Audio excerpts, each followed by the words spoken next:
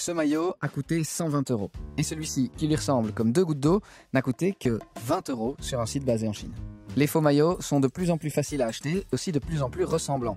La plupart des contrefaçons sont fabriqués dans des ateliers clandestins, dans un système quasi mafieux, mais certains maillots sortent carrément des mêmes usines que les maillots officiels.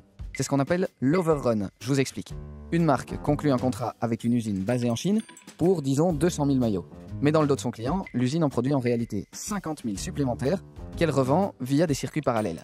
Ces maillots sont donc de la même qualité que les officiels, il y a peu, voire pas de différence.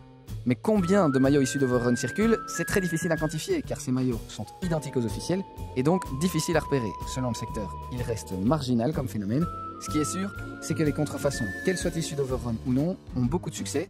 En 2022, 10% des Belges de moins de 24 ans ont acheté des contrefaçons d'articles de sport.